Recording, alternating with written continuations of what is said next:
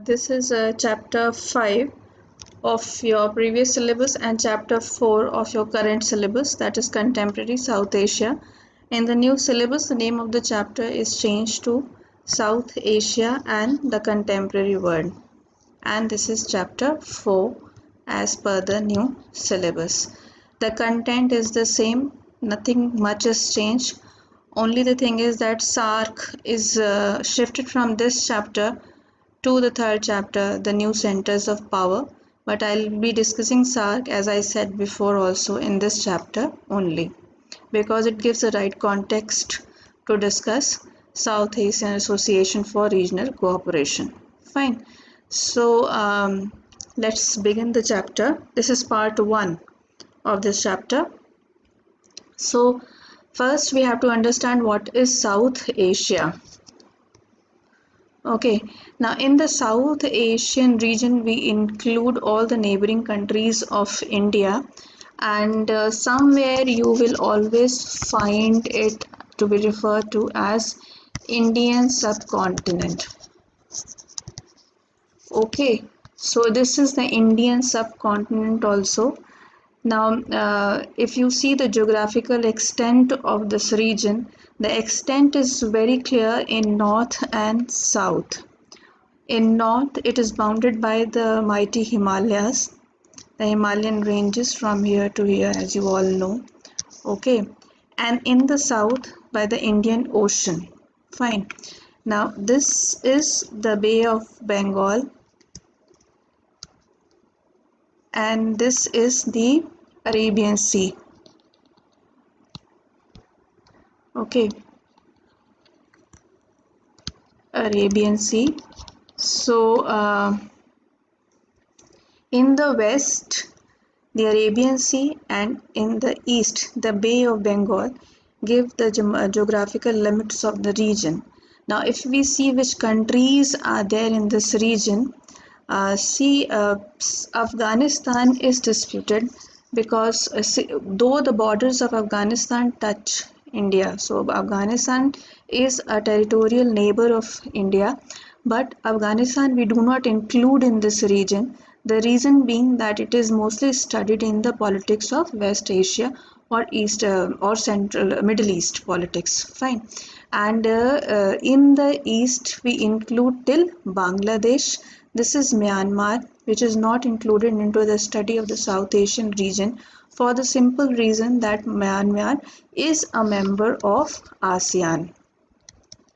Okay, so if you see all these countries is towards the east is starting from Myanmar. All these countries are the member of ASEAN. ASEAN, which we already have done in the new centers of power. Fine. So in South Asia, we are going to study about 7 countries: Pakistan, India, Nepal, Bhutan, Bangladesh, Sri Lanka, and Maldives. Fine. Now, Maldives and Sri Lanka are the neighbors of our territorial waters. The territorial waters of India and Maldives touch each other, and similar is the case with Sri Lanka also. Okay, and these all countries are the immediate land neighbors of India. Fine. So now in the South Asian region, if you see territorially, India is the biggest and the most dominating of all the countries. That is a fact, because territorially it is biggest and it is at the center. Fine. And historically also, if you see Pakistan, Bangladesh, all of this was a part of India before 1947. So in 1947 India was divided, and by dividing India, the west wing of Pakistan and the east wing of Pakistan was created. In 1971 this east wing becomes independent and Bangladesh comes into existence. So before 1947 all of Bangladesh and Pakistan was a part of India. Fine. I think this much introduction for the region is fine. Now we have to see the political systems in these countries. So first we'll see that whether these countries are democratic or non-democratic. Okay, so Sri Lanka, if you see, Sri Lanka is right from the beginning, it is a democratic country, it has a democratic system since its independence from Britain.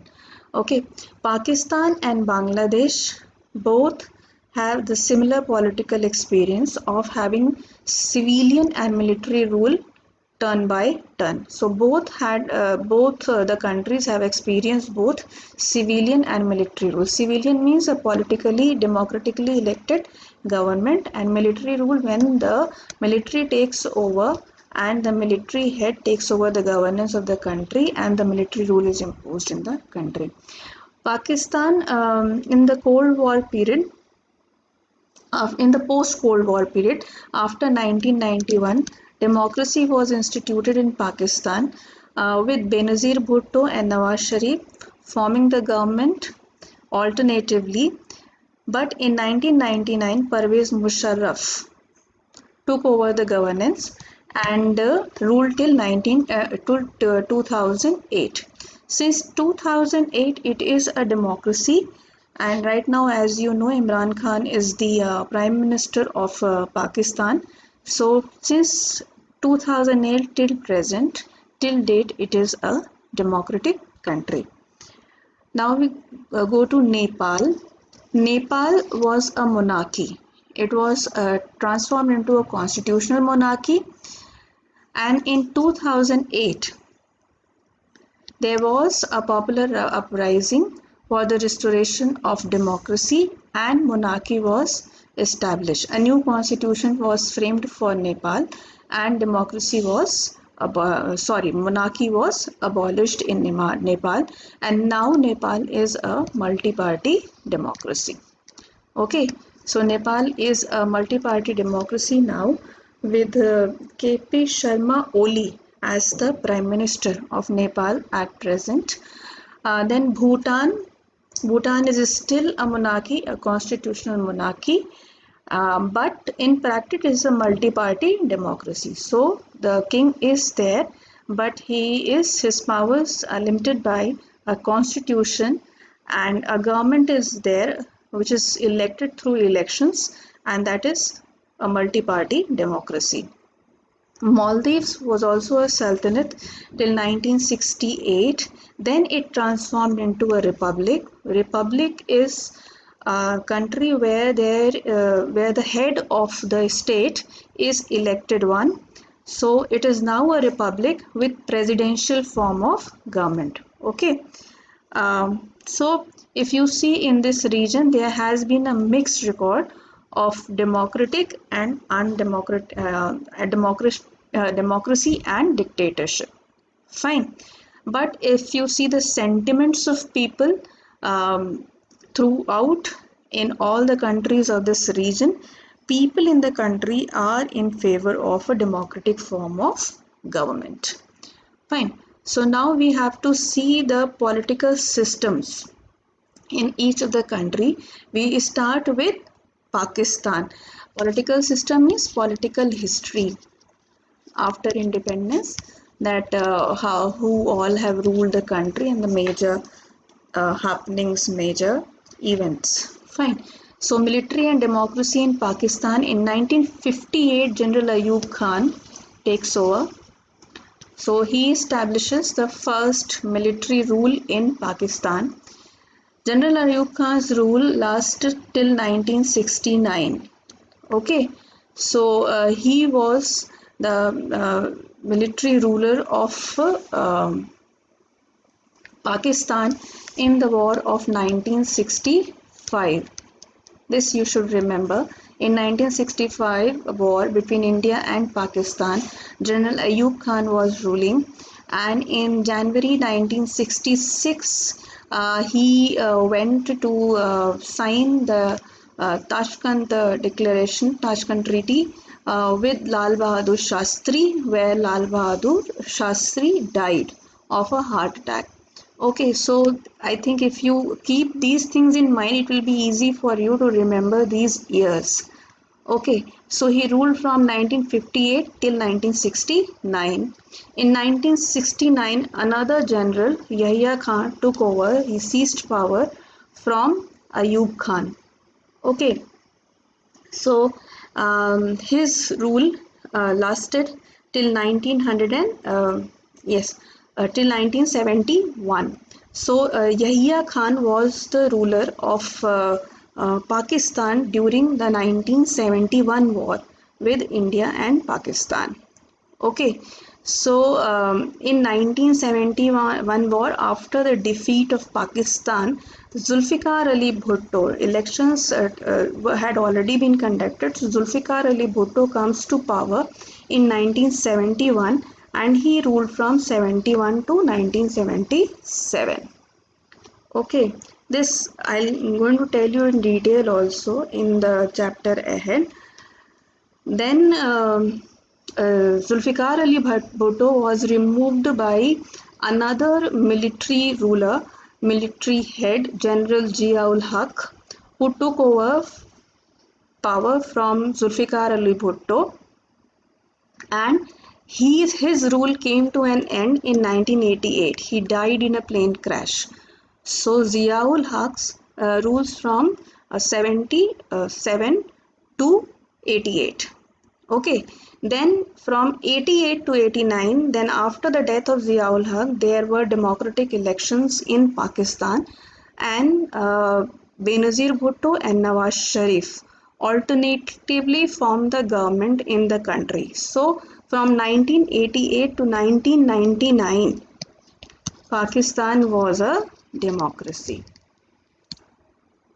Okay, in 1999, you all must be knowing that after the Kargil conflict, General Pervez Musharraf had taken over power from Nawaz Sharif. Okay, so there was a military coup in which Nawaz Sharif was deposed and General Pervez Musharraf took over power. He established a military rule in the country and later transformed himself, got himself elected as the president of Pakistan. Okay, so Nawaz Sharif ruled till 2008. In 2008, again democratic elections were conducted, and from 2008 till date, Pakistan is a democracy. The present Prime Minister is Imran Khan. Okay, so for most of its political history, Pakistan had been under military rule. So what is the reason of such a thing? Because if you see, India and Pakistan both were created at the same time. But India became a democracy and throughout it had been a democracy. On the other hand, in Pakistan, it is very difficult for democracy to set its feet, and very frequently the democratic governments had been overthrown. So the factors that contributed in Pakistan's failure in building a stable democracy, four factors, and this comes as a 4-mark question in board exams. Okay, so the first is the social dominance of military, clergy, and the land-owning aristocracy. If you see the politics of Pakistan, it is dominated by the clergy and the land-owning democracy. They exercise a very influential role in the politics of the country, and since they have got a very strong hold in the military, they feel that if military rules, then their power would be intact. If democracy will prevail in Pakistan, then their power will be eroded. Okay, in democracy, actually the power goes into the hands of the public, into the hands of people. So if these aristocratic class, the landowning class, the influential class, they have to maintain their power, then military rule will help them more in consolidating their power. That is why military rule, they prefer military rule. Okay, then conflict with India. How does this contribute? See, if the country is in constant conflict with India, whose role become important? The role of the military becomes very important. Okay, and already the military is dominated by the landowning aristocracy and the clerical class. Fine. So this conflict with India makes the military very important. And there in Pakistan, people feel that whenever the democratic governments have come, they have tried to make peace with India, which they do not want. They want Kashmir back, and somewhere this is in their mind that with the rule, with military actions, they would be able to get back Kashmir. Though it is wrong, they have had fought many wars with India, but unsuccessful in all of them. But still, they feel that making peace with India is not good because in that manner they would be losing Kashmir. Okay, so this conflict with India makes the military very influential and important. Then lack of genuine international support. Somewhat it is felt that the Western powers have deliberately wanted a military rule in Kashmir because that way they are in a position to control the Pakistani the governance in Pakistan in a better manner. And why do they want this? They want this because Pakistan is a country in this region that gives them support. If you see the Cold War period, India became non-aligned. So if somebody has to control the South Asian region, which country is left? It is Pakistan. Okay, so somewhere the Western countries always wanted military rule there so as to so as to run the politics in Pakistan the way which is beneficial to them. Okay, so that is why it is said that lack of genuine international support has made Pakistan has kept Pakistan non-democratic for a very long time. Then global Islamic terrorism. This is also one of the reasons. It is said that if the democratic governments come over there, then there would be no control over the Islamic terrorism. So, if you have to keep the Islamic terrorist groups under control, the military rule is very necessary. Okay, another thing is that Pakistan is a nuclear power. So there is a fear that if the nuclear bombs somehow get goes into the hand of these Islamic terrorist groups, then what would be the consequences? So therefore, it is necessary that the military governments are there who are more powerful in controlling these Islamic terrorist groups. Okay, so these are said to be the four factors which contributes to Pakistan failures in building a stable democracy. Okay, in this video till here only. In the next video, I would be explaining about Bangladesh, democracy in Bangladesh, democracy in Sri Lanka. Fine. So please keep watching the videos and have a nice time. Stay healthy. Bye bye.